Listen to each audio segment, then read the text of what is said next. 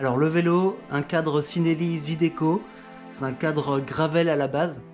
J'ai juste changé les roues pour passer en roue route. Donc sacoche arrière Ortlieb, sacoche à l'avant Ortlieb également. Et la sacoche de cadre c'est une Hardbar. Et le top tube acheté sur Amazon. 3 porte-bidons, clairement c'est super utile. Donc pour toujours avoir de l'eau avec soi. Monoplateau. Un GPS Garmin, le Explore, super pratique. Donc les roues, ce sont des roues Hunt Super Dura avec moyeu dynamo de la marque Sun. Clairement, elles sont super efficaces. Donc là, vous voyez, il y a les câbles électriques. Donc dessus, j'ai mon éclairage branché. Donc à l'avant, phare Buchen-Müller IQ-X. Petit extrait de comment il éclaire en pleine nuit noire sur le bord de la Loire. Et donc je suis pas le seul fou à rouler de nuit. Je me trouve un acolyte.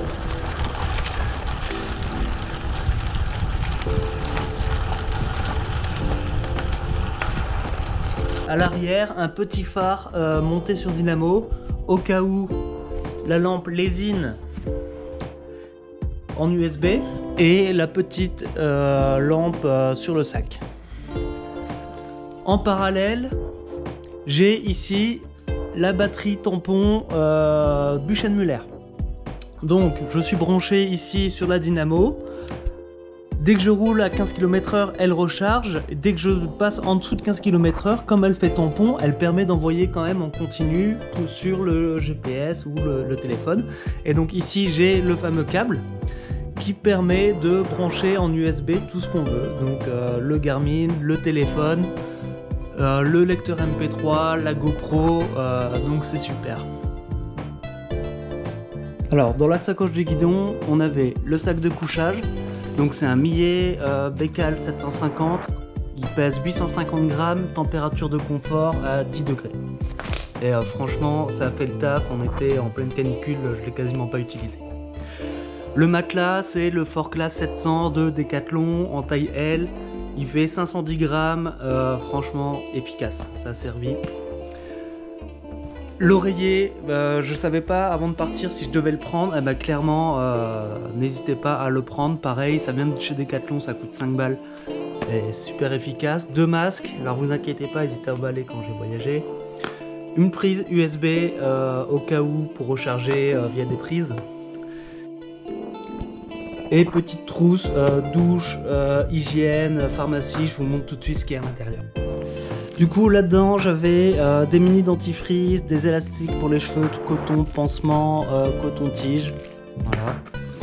Ensuite un savon de Marseille, ça c'est efficace pour laver surtout tout ce qui est vêtements, etc. De la crème chamois, première fois que j'en ai utilisé et clairement prenez-en quand vous faites de la longue distance.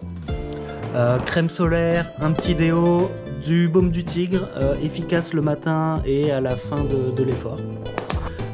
Brosse à dents, des petits gels douche en feuilles, alors clairement si c'était à refaire je reprendrai pas. Donc il y a gel douche et shampoing, j'en ai quasiment pas utilisé. Et une mini serviette microfibre, ça clairement ça prend pas de place, ça vient de chez Schlanka je crois. Donc la sacoche de guidon c'est la Ortlieb version 15 litres. Donc vous allez voir une fois qu'elle est montée sur mon cintre, elle dépasse un peu, mais j'ai besoin de place donc il me fallait celle-ci. Alors sacoche de cadre, c'est une sacoche Hardbar. Clairement si je devais changer un truc sur mon équipement ça serait ça. Donc là j'ai eu de la chance, j'ai pas eu de pluie, mais quand il pleut énormément elle prend un peu l'eau. Donc si c'était à changer aujourd'hui je la changerai. On peut l'agrandir ici, on peut l'ouvrir et il y a une seconde poche ici pour mettre quelques rangements. Donc qu'est-ce que j'avais dans cette sacoche? Mes câbles USB, donc USB-C, USB classique pour recharger les différents appareils. Une paire d'écouteurs. Un cadenas, ça fait toujours parler, mais quand je fais mon premier voyage Metz-Berlin, premier jour, une fois arrivé à Berlin, on m'a volé le vélo, alors qu'il était attaché. Donc maintenant, je ne voyage plus sans mon U, clairement. Tant pis, c'est lourd, ça prend de la place, mais au moins mon vélo il est safe. Ma trousse à outils, je vous montre ce qu'il y a dedans dans 2 minutes. Un masque en tissu, un second masque en tissu, ma frontale, donc Decathlon aussi, et je tiens à rappeler, cette vidéo n'est absolument pas sponsorisée. Un Opinel, une petite fourchette cuillère achetée chez Decathlon également, ça coûte 1,50 €, clairement ça m'a sauvé la vie. Couverture de survie, batterie externe 24 mAh, donc clairement efficace si jamais il y a besoin de charger rapidement. Deux sorties, une à 1 A, une à 2,1 A. Portefeuille et un câble USB de secours avec tous les différents connecteurs.